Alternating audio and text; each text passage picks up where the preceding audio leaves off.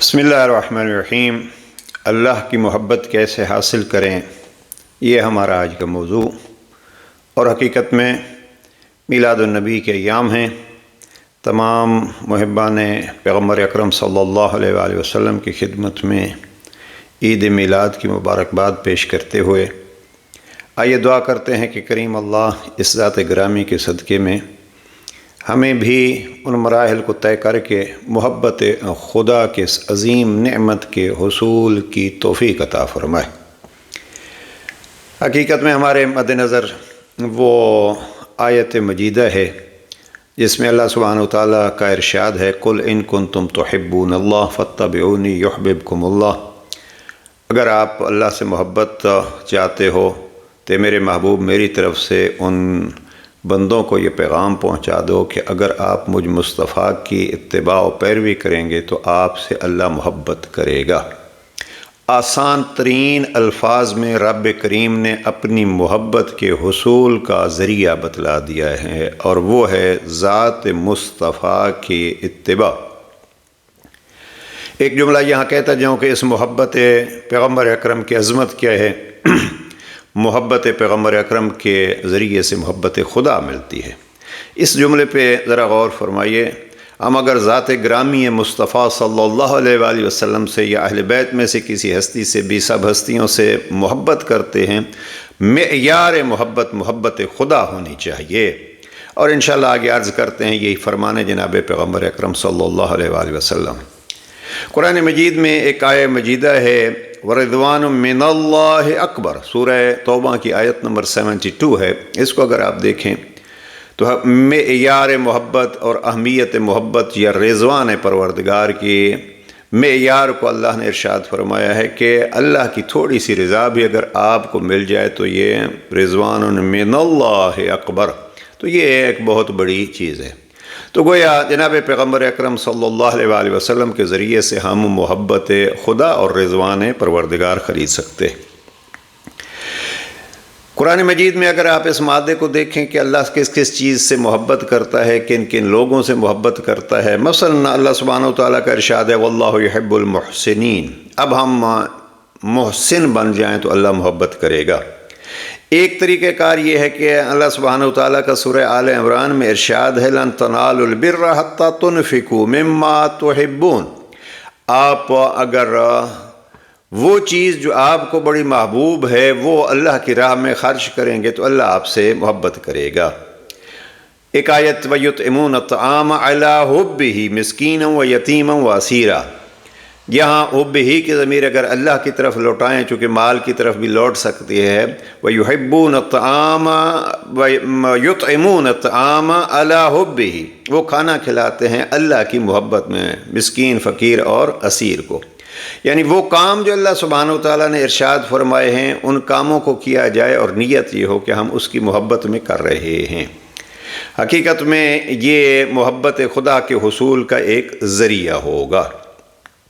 جناب امیر المومنین نہج البلاغہ کے خطبہ نمبر 158 میں اسی آیت کی گویا اپنے لفظوں میں تفسیر بیان کر رہے ہیں، قُلْ إِن كُنتُمْ تُحِبُّونَ اللَّهَ فَاتَّبِعُونِي يُحْبِبْكُمُ اللَّهُ۔ یہ اللہ کا ارشاد ہے۔ جناب امیر المومنین اس خطبے میں فرماتے ہیں کہ وَأَحَبُّ الْعِبَادِ إِلَى اللَّهِ الْمُتَعَصِّيُ بِالنَّبِيِّ يَهِي وَالْمُقْتَصُّ لِأَثَرِهِ۔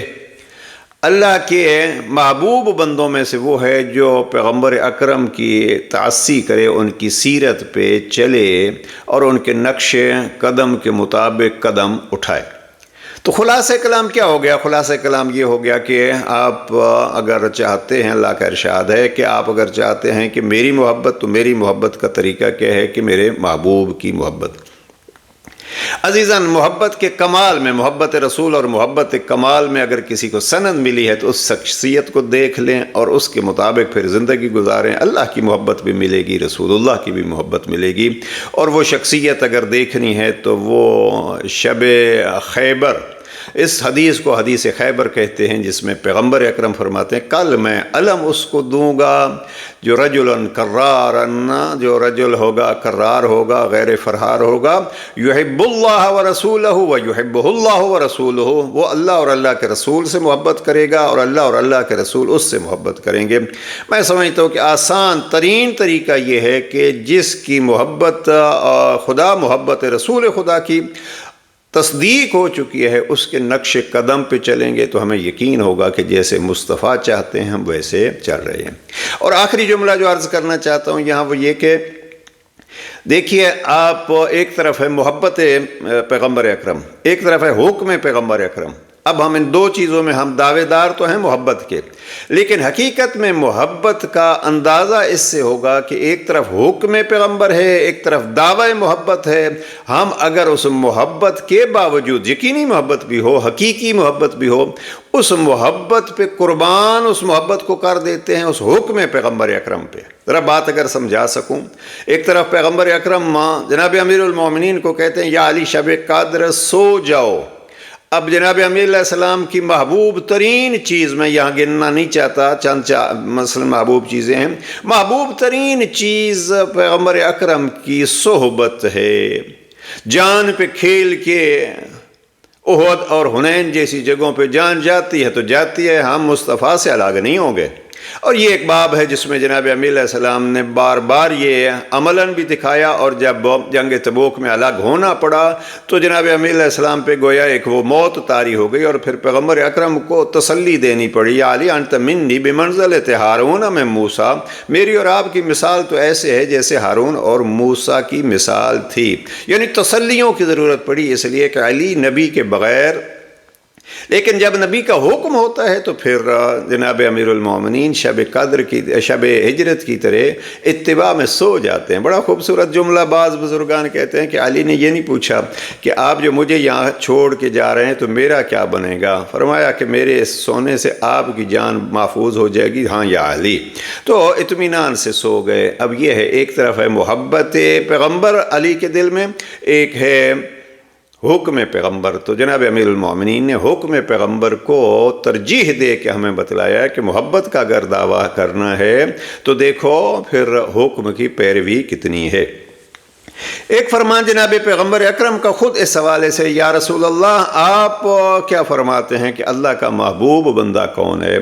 یہ میرے پاس تحفۃ العقول کتاب ہے، اس میں وقال صلی اللہ علیہ وآلہ وسلم احب عباد اللہ الی اللہ، بڑا دلچسپ لفظ ہے، اللہ کے بندوں میں سے اللہ کا محبوب وہ ہے۔ کون ہے؟ آپ کیا تصور کرتے ہیں؟ ذرا ایک لحظے کے لیے سوچئے، احب عباد اللہ الی اللہ، اللہ کے، ہاں اللہ کے بندوں میں سے محبوب بندہ کون ہے؟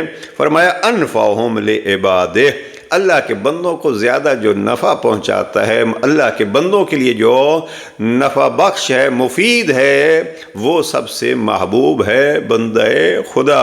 وَأَقْوَمُهُمْ بِحَقِّهِ الَّذِينَ يُحَبَّبَ اللَّهُ إِلَيْهِمْ، اللہ کے لیے سب سے زیادہ کام کرنے والا، قیام کرنے والا ہے، اور اللہ جن چیزوں کو پسند کرتا ہے، معروف اچھائیوں کو، تو اچھائیوں میں بڑھنے والا ہے۔ پہلا جملہ جو ہے وہ یہ دیکھیے کہ جو اللہ کے بندوں کے لیے زیادہ مفید ہے وہی اللہ کے نزدیک زیادہ محبوب ہے۔